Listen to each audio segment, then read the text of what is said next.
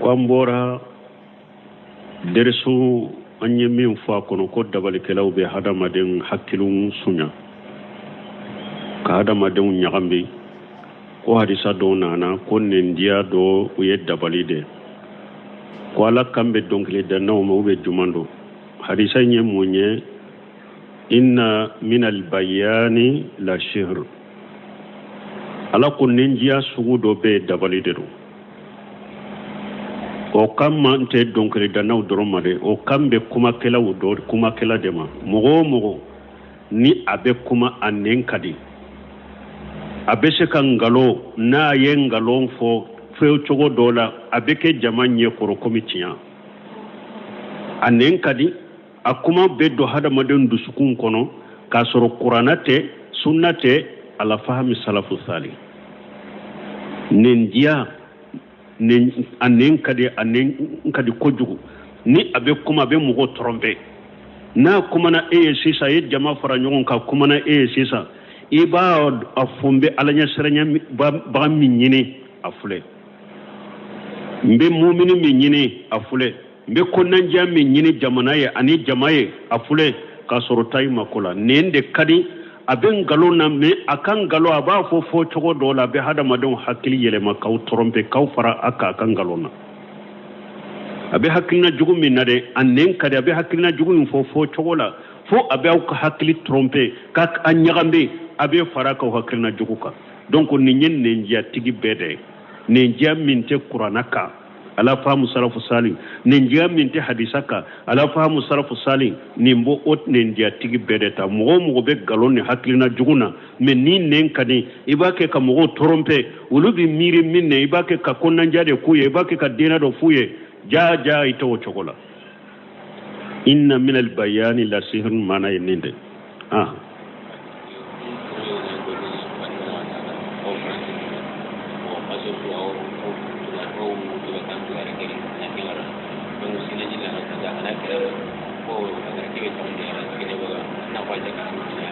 sanin kana ikanyin kalila inna min al bayani la sihr cidon ko dabali munna parce que dabali kala fule abe dabali ke hadama demna ki ka hakli yelema ka fendo kanu do dusukun kono min kanu ti dusukun kono abe sigi ke hakali yelema ki ka hakilina yelema ka fendo do i hakili kono ni dusukun kono min ta kono dabali kala to kewa bon nin nenjia tigi infana akan nenjian koso abese ki do kodo la kasoro koy nyere tunte ela abese ka fendo do hakilla min tunti hakilla donc dabali kela be e wa dabali ke nabe ju ka hakili ka chogomi de ka fendo hakili yele made ka fendo kala min to akono de nenjia tigi fana be an nenjia bo nyogona ke mgola wodi ato chiden ko inna minal bayani nasihira e ko nyinin kali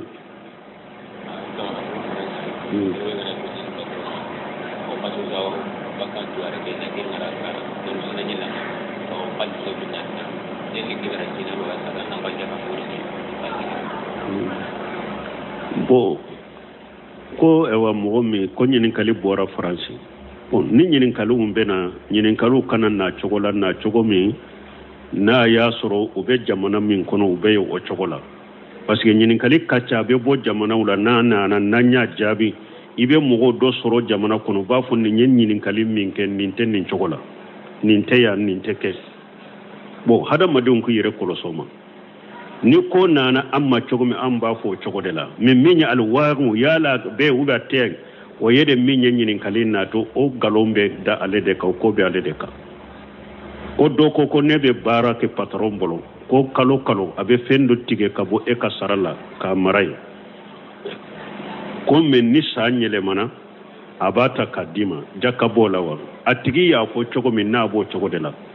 aya tige ka be e yere ka bara wori dela kala sago ni sanda farabata kadima amode fo ni yere ka wori de do tigira ka boy ka wori barata de la kala sago ye sanyele mana aya dima samin da farala na annisabe be jakabo ibe a jakabo de a ube ni yere ya do nimbe sangosa nimbeke ni bi ka wori jakabo hakke min tigira la kala sago ni sanda farana ba dima jate ka fori ka wori ka jakabo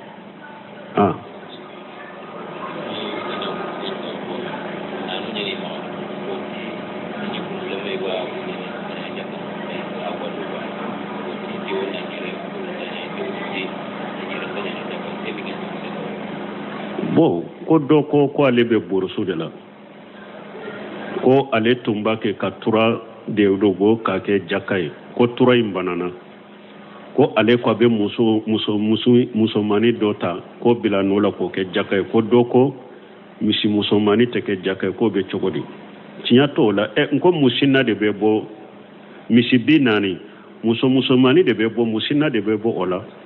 ni misi e bisabare tebi be bo tura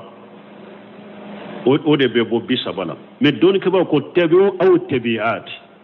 jakati ko ba fo ni chogola tebi kore munye mi ni abese ka tuwa bako kata kungo konona la abese ka tuwa bako sankele o dafara la donna sanfula lana abese ka tuwa bako kata kungo kona tebi yode o chema ube a musoma sariya tigu ya fo ni chogode la musoma bese ka bo na ya sora le ka misi mbi sabade akan ka tura mimbo o tura de banana ni o tura sa hakke nyogona musomani mimbe abese ko bo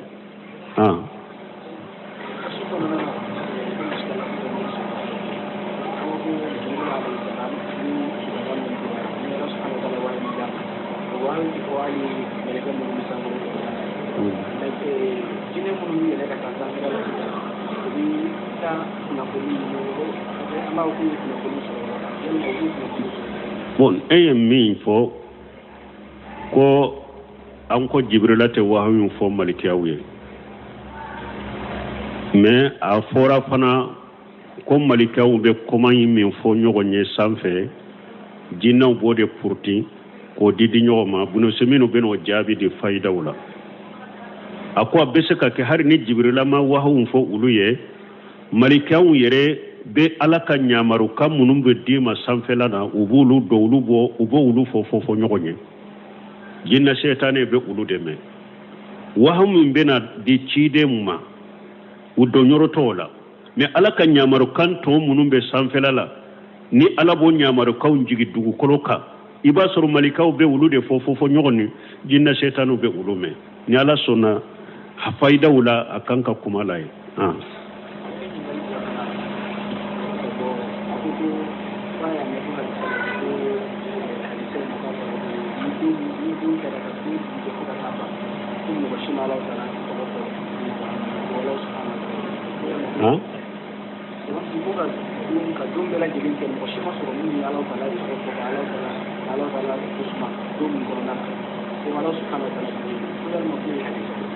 bon ko do ko lay hadisa do me ko ni dugu jera fo kata tile bi dumi dumo be mo kelema ala togofo ko ala be dimi akoro Allahu alam ntenni hadisa do fo ni nya sege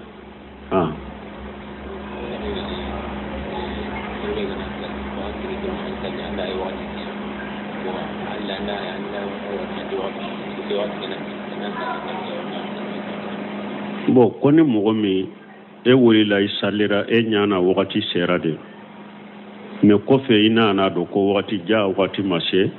ni wakati sera yala ibe sage ka sallika wajibi ibe sage ka sallika ni koni sallira wakati nye kasura mashe anana jeya ka bangiye ke wakati mashe ni wakati do na ibe sage o sallika de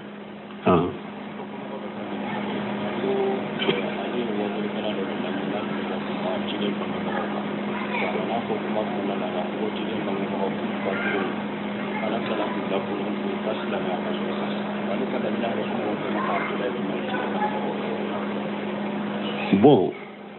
ko wajulu kala do ko do ko le ya me wajulu kala do la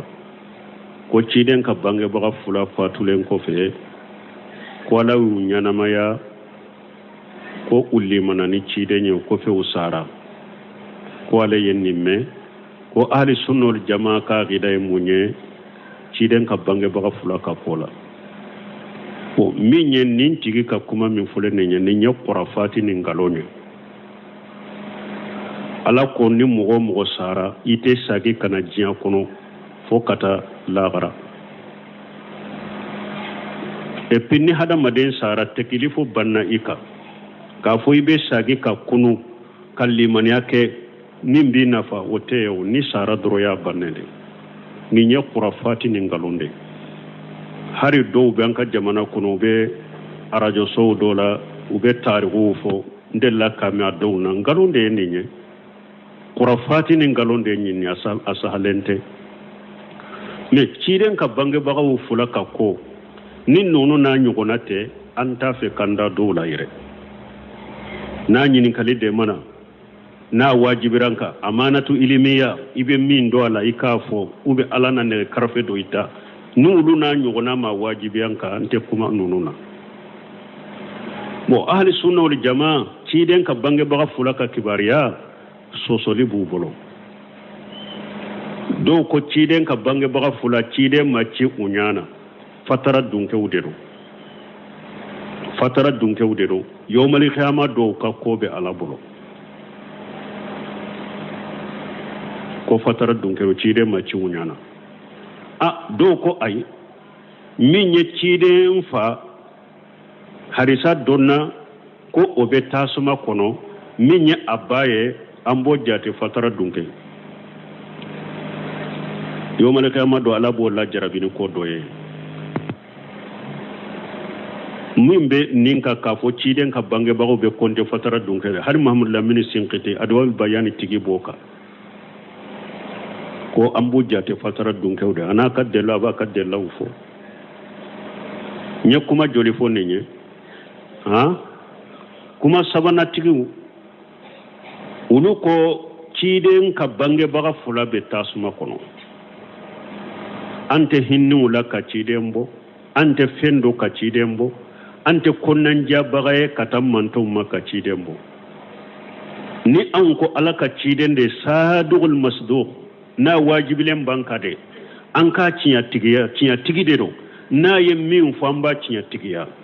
ni andalen bola sehi muslimu kono cedo nana ciiden ma ako aina abi ako ne fa sara jahiliya de lam fa be mi ciiden koy fa be tasma kono ce ya kodi ciiden ko ya wala nana ako iko cogodi sage ka kuma ka ako nyinyin kare ne fa sara jahiliya lam fa be mi ciiden ko abu wa abi wa abuka finnar ne fa ni e fa be tasma kono ni hadisa be sehe muslimu kono ne fa ni e fa u bebe tasma kono buno semenu ko ciiden yere de yenni fo ni amman dan ninna ciiden ka ciiden ko sadugul masudug ya kunya munye tulisa ayele yere de fuleni ako kuma jelendo kan nimboa ne fa ni e fa be tasuma kono ninye fatai ko bata iyado ciide mba fatura makani madina ce yoro dobe a fatura ciiden ni shebo bole madina unana yoro inna ciiden ye sirafara atara jo yoro dola akasira shebo unana umaru nunu nana akasira uko mundo akomba ka kaburu de fuleni nya nyine alafe nka duwawu kai kala ya fadela ye ala maso me nya nyina fe nkana jo ka kaburu koni kono kaye ala sonna oma bo uko ni amena apora hadisa kono ko ala maso nka istighfaru kaye nka ya fadele kaye obe munyira obe kafiriya de ira abe hadisa riwaya dola fana ko ciiden kon kasi kunye de abe tasuma minna be janga kata minna o hinna de illa kasi ko ye hadisa riwaya doye donc bay haqi fi nubuwati fi dalail nubuwa bay haqi ba fo ka jeya ka fo ciiden ka bange ba fula ku be tasuma kon Sheikh Albani shahihu siratun nabi ayat kitabu min la saha katisihu ayode sabati ko hadisa munun nana la ko ciiden ka bange bagaw be tasuma la hadisa sabati le ndero mo ko wala ka hakilina do yoroto o yorola bo nanye nim fosisa o ba fo ciiden ka bange baga fula fatura ka soro ciiden machi aw bo jabi cogodi amba fo oho bro seminu yo jabi ako fatara dunke wala hala sabade ciiden ewa munun fatura ka soro ciiden machi utila leno kata tila yoruma sabadele lawla tila yoruma dobe ala ewa cide nye ulu yira ko be arjanna kono komi jeydi bun nufayl a fatura ka soro cide mana maci mais makka mushriku tumbe fengo fenke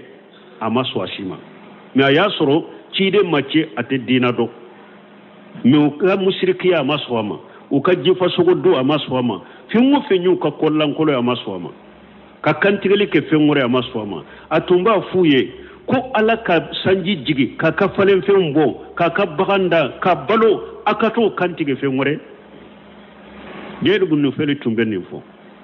a wulila kata dina nyuma nyini yerela atara yahudiya ufe ulu yutafo akoninte dina nyuma nete seka donina atara nasara ufe uyu tafo akoninte dina nyuma nete seka donina men nasara donike ba do ya fo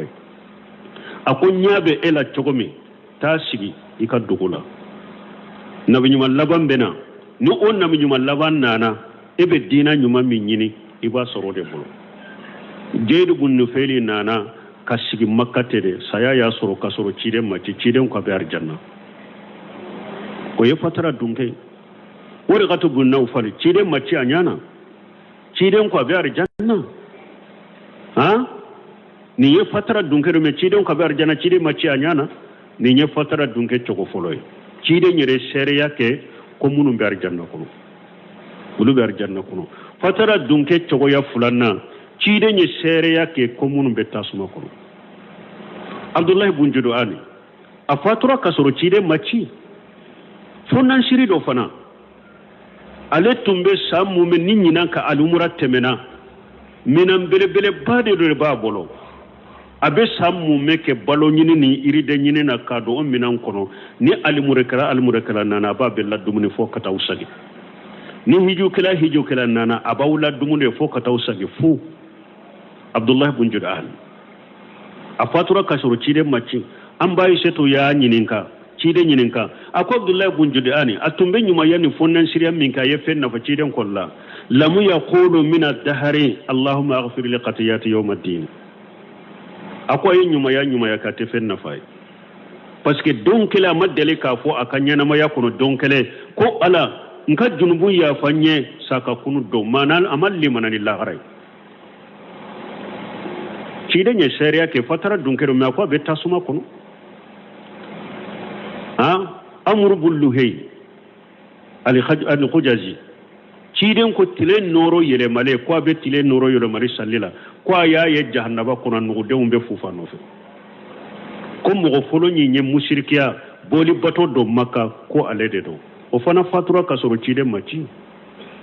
fatara dunketea me cide nye sharia ke ko albe tasuma kono Abdullah ibn Judu'an ani ewa amru bulluhi ani ciden ka bange bagaw ayi hadisa min fa fatala ni hadisa min nana batala fatara dunke munundo ciden yere de sere ya fonnonu na ka fonye pulu be tasuma kono ni tella hala fulana la hala sabana fatara dunke do be cide ma femfo uluka ama femfo uluka donc ulurka kobe ala bolo yo malaka maddo ala yerebu la jarabini ko doye cide maci munu nyana fatara dunke munu nyana me cide ma fu be tasuma kono ama fu be arjanna kono amma kura ulula donc ulu ye fatara dunke ulu ka ko be ala bolo lagara donc fatara dunke tirale no katani tila yorma sabade ni dalila wiye donc cide ka bange baga fula atasuma ewa ko donc ahli sunna wal jamaa o ka sosoli bala do ya sabati hadisa un koso do nunun fana bo jate fatara dunke wala ninde be ahli sunna wal jamaa boro nin kuma fula Allahu a'lam subhanakallahumma rabbana bihamdika ashhadu an la ilaha illa anta astaghfiruka wa atubu ilaik